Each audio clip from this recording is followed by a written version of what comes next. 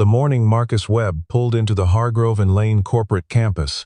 The sun had barely cracked the horizon and the dew still clung to the manicured hedgerows lining the entrance road.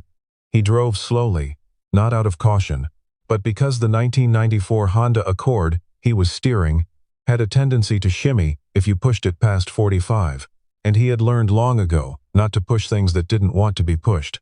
The car was the color of old pennies, a faded copper brown with a rust bloom above the rear wheel, and a crack in the rear bumper held together by a strip of silver duct tape that had turned gray and frayed at the edges. The driver's side mirror was missing its housing, leaving just the bare chrome face of the mirror itself, angled slightly downward so Marcus had to tilt his head to use it. Inside, the fabric on the ceiling had come loose and was held up with 4 thumbtacks he had pressed in on a Sunday afternoon, while his daughter Nadia sat in the back seat and handed them to him one by one, solemn as a surgical nurse. The car smelled like the pine air freshener hanging from the rearview mirror, and beneath that, faintly, like the strawberry juice boxes Nadia drank every morning on the way to school. It was not a car that belonged in this parking lot. Marcus knew that. He had known it from the first day he had driven it here, 3 months ago, when he had started his new position as a data quality analyst on the 3rd floor of Building C. He found his usual spot near the back of Lot D, the overflow lot that most of the Hargrove and Lane employees avoided, because it added a 4-minute walk to the front entrance. Marcus didn't mind. He liked the walk. It gave him time to think, to organize the columns of data in his mind the way he organized everything, methodically, quietly, without anyone watching. He cut the engine, and the Accord gave its customary shudder as it died, a full-body tremor that rattled the glove compartment and sent a plastic dinosaur, Nadia's, a green stegosaurus with one leg missing, rolling off the dashboard and into the footwell. He picked it up, set it back on the dash, and sat for a moment in the silence. He had a meeting at 9 with the analytics team. He had a lunch packed in a paper bag on the passenger seat, a ham sandwich, an apple, and a small container of the macaroni Nadia hadn't finished last night. He had $17 in his wallet and 11 days until payday. He had everything he needed. He got out of the car. What Marcus did not know, as he walked those 4 minutes across the parking lot that morning, was that someone had been watching his arrival from the floor-to-ceiling windows of the executive suite on the 5th floor of Building A. He did not know that the woman standing at those windows, coffee cup in hand, had watched his copper-brown Accord roll to its spot, with an expression that moved through curiosity and settled somewhere near distaste. He did not know her name was Victoria Hargrove, not the founding Hargrove, but the daughter of the founding Hargrove, which in the culture of this company amounted to roughly the same thing. He did not know that she was 41 years old, that she had graduated top of her class from Wharton, that she had tripled the company's annual revenue in 6 years, that she was the kind of woman who arrived at 7 in the morning and left at 9 at night and expected the people around her to find that inspiring rather than terrifying. He did not know any of this. He was thinking about the stegosaurus with the missing leg and whether Nadia would notice if he tried to glue it back on tonight. He was thinking about all the column headers and null values and a dataset that had been giving him trouble all week. He was not thinking about Victoria Hargrove, but she was thinking about him, or rather she was thinking about his car. She turned from the window when her assistant, a precise young man named Derek, appeared at her office door with a tablet and the morning schedule. She asked him without preamble, whose car that was in Lot D, the copper one. Derek looked briefly out the window, then back at her, then said he would find out. She told him not to bother, that she would find out herself. Then she said something that Derek would later describe to his friends as a remark that seemed small in the moment, but turned out to be the stone that started the avalanche. She said, "Whatever it is that person does here, I want a note in their file." Derek asked what the note should say. Victoria Hargrove set down her coffee cup, straightened the collar of her blazer and said that they're driving something that suggests a significant lack of professional investment. In this company, image is infrastructure. I want HR to flag it. Derek wrote it down. He was good at his job. He wrote down everything. The note made its way into Marcus Webb's employee file on a Tuesday, and it sat there undisturbed for exactly 11 days before it became the centerpiece of a conversation that Marcus had not been expecting and had not been prepared for. The meeting was framed as a routine check-in. That was how Sheila from HR described it when she appeared at his desk at 2:15 on a Wednesday afternoon and asked if he had a moment. Marcus saved his work, tucked his pencil behind his ear out of habit, and followed her down the hall to the small conference room that HR used for conversations they wanted to keep private. He noticed on the way in that there were 2 chairs on the other side of the table. Sheila was one. The second chair was occupied by a woman he had seen in the company newsletter, but never in person. He recognized her immediately. Victoria Hargrove sat, with her hands folded on the table in front of her, her posture so correct, it looked architectural. She did not smile when he entered. She nodded, once the way people nod when they are being efficient rather than warm. Marcus sat. He did not know what this was about, and because he did not know, he did his best to sit calmly, to breathe evenly, to look like a man who had nothing to hide, which he was because he didn't. Sheila began with the usual framing. The company valued transparency. This was an informal conversation. The goal was alignment.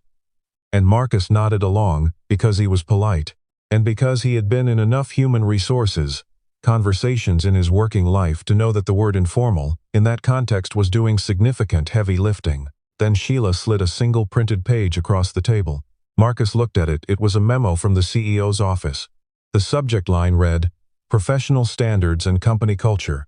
The body of the memo was 3 paragraphs long. The first paragraph was about the company's commitment to excellence and the importance of projecting confidence and professionalism in all aspects of one's presence in the workplace. The second paragraph referenced a specific concern that had been raised by leadership regarding the personal vehicle an employee had been observed driving on company property. The third paragraph referenced Marcus Webb by name. He read it twice. He was a careful reader. He looked up. Victoria Hargrove was watching him with the focused, neutral expression of someone who had delivered a great many difficult messages and had trained herself to read the reactions without showing one of her own. Marcus set the paper down. He straightened it against the table, aligning its edges with the edge of the table in front of him, the same way he aligned data. He looked at Sheila and at Victoria Hargrove, and then he said quietly that he was not sure he understood. Victoria Hargrove unfolded her hands and said, with a precision that made the words feel like they had been measured before being spoken, that the company had a culture of excellence that extended beyond the work, product, and into the environment of the workplace, including the signals that employees sent about their own professional investment, and that the vehicle he had been driving. She paused, and Marcus later thought that pause was where something was decided. The vehicle he had been driving to a senior-level professional facility was not consistent with those standards. Marcus looked at her. He kept his face calm. He had a very good face for keeping calm. It was the same face he wore when Nadia had her nightmares, when the school called about something, when the bills came and the numbers were close, a face that held everything steady on the surface, while everything underneath kept moving. He said carefully that he had not been aware that the company had a policy governing personal vehicles. Victoria Hargrove said it was not a written policy, it was a cultural expectation.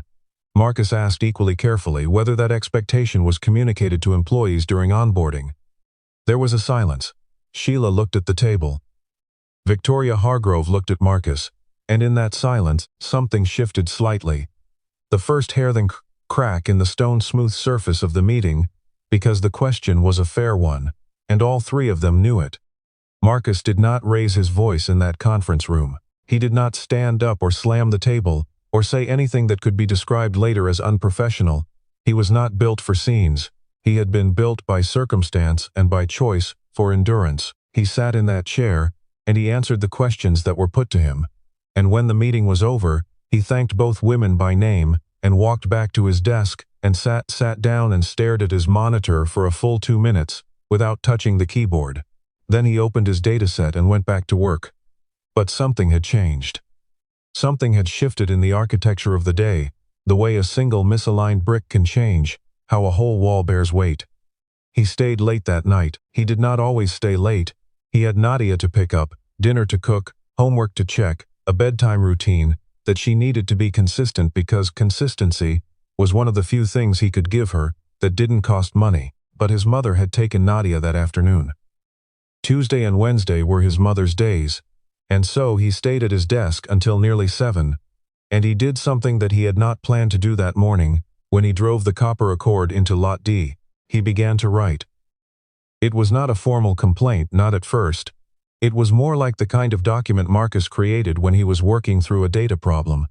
An attempt to lay out all the elements clearly, to see the full shape of something by mapping its pieces. He typed out a timeline of events as he understood them. He noted the date of his hire, the nature of his role, the consistent performance marks he had received in his first quarterly review.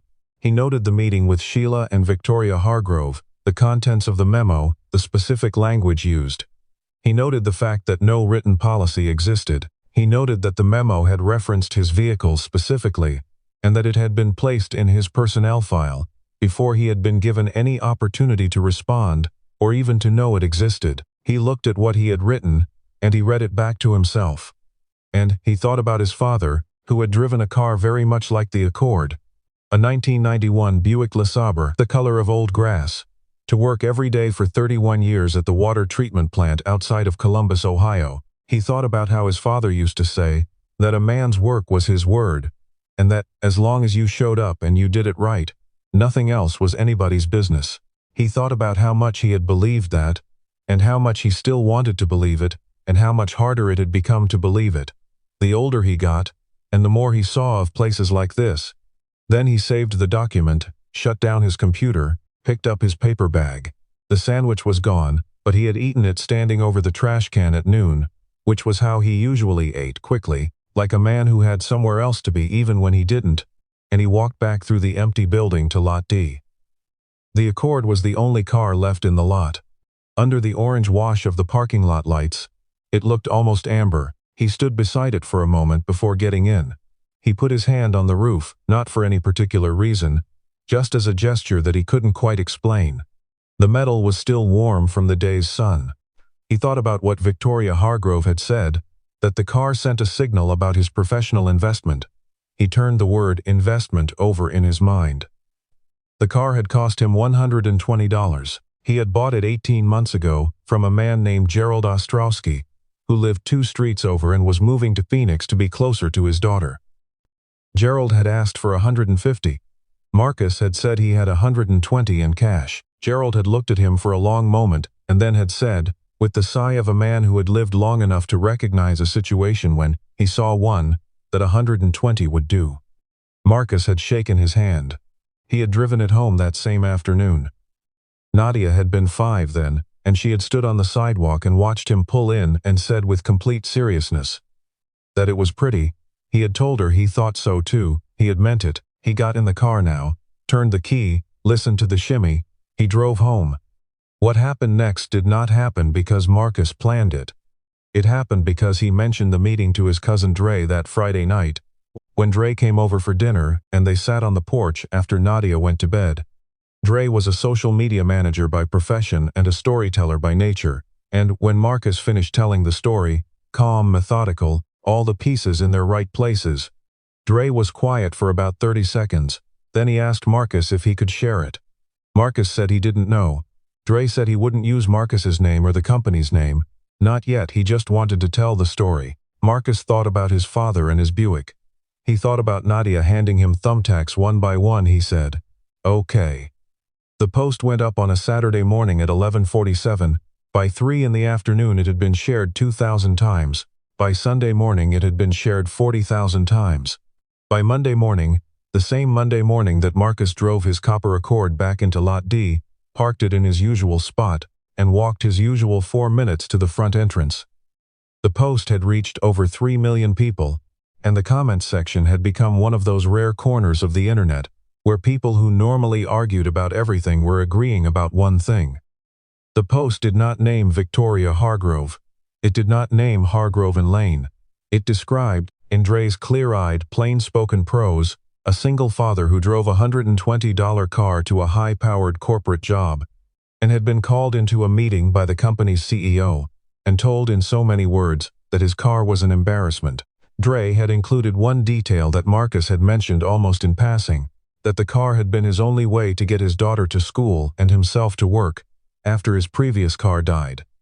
The same month his wife left, and the same month he had taken on full custody of a 5-year-old child, and that he had bought it with the last cash he had on hand at the time, and that he had driven it every day since, without complaint, and had been in that time, never late, never absent, and consistently rated as one of the stronger performers in his division.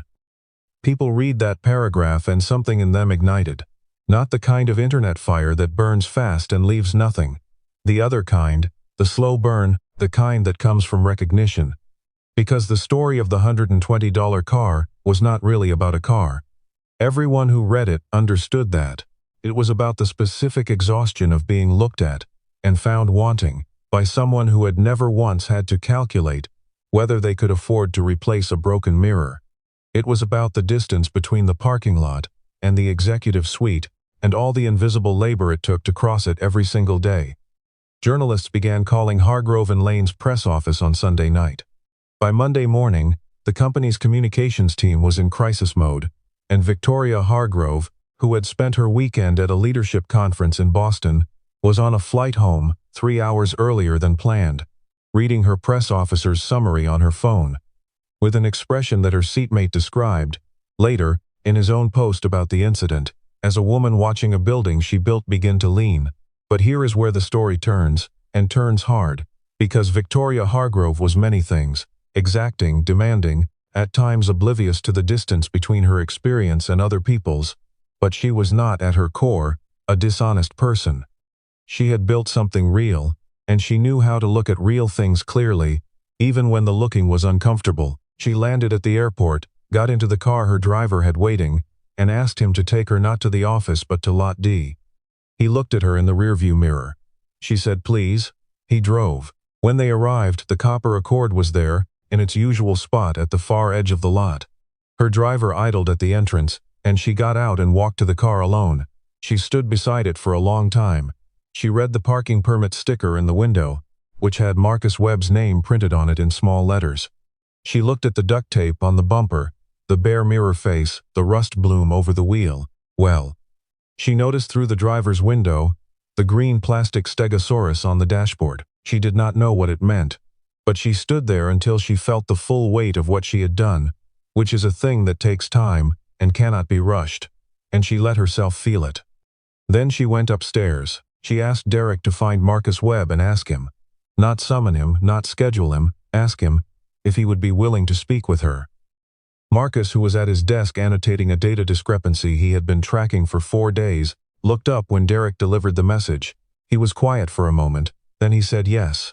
They met in her office, not the conference room. She did not have a memo or a prepared statement. She sat across from him and she said, without preamble and without the corporate phrasing she usually used as armor, that she had been wrong, not tactically wrong, not wrong in a way that required a policy revision, but wrong in the specific personal, human way that requires one person to look at another and say, I misjudged you. I assigned a value to something that was not mine to value, and I am sorry. Marcus looked at her for a long moment.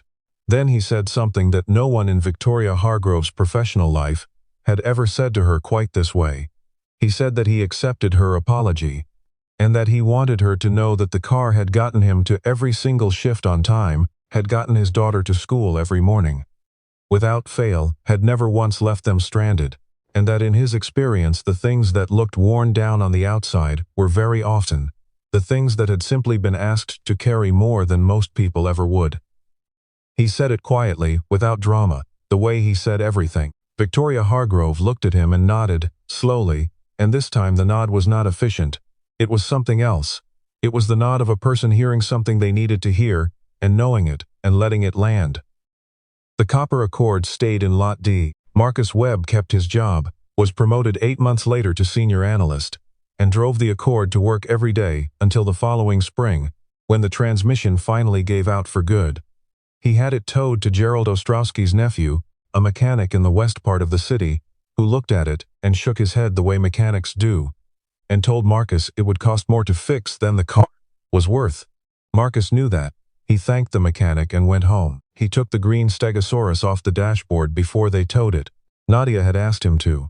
He gave the car, what it had been, what it had carried, what it had meant, a few minutes of his private attention before he let it go. Then he called his mother to ask if she could pick Nadia up from school, because he needed to go look at a different car. He found a 2003 Civic, gray with 141,000 miles, and a working heater, and both mirrors intact. It cost him $800. He paid cash. Victoria Hargrove revised the company's onboarding materials that same year. She did not make a public announcement about it. She did not write a blog post or invite a journalist to cover the change. She simply had the language added quietly to the section of the employee handbook that described workplace culture. The new language said in part that Hargrove and Lane recognized and valued the full range of circumstances from which its employees came to their work, and that professionalism was defined entirely by the quality of one's contribution, one's honesty, and one's commitment to the people around them, and by nothing else. Derek noticed it when he updated the handbook files. He didn't say anything. But he read the paragraph twice, and the second time he read it, he thought about the copper car in Lot D, and the man who had driven it, and the morning it had all begun, and he thought that some things, when they finally go right, do so quietly. The way good data settles into place, when you have found the right framework, or the way a car, asked to carry more than it should, sometimes manages to carry it anyway, and keeps carrying it, mile after ordinary mile, until the road ends and it has done every single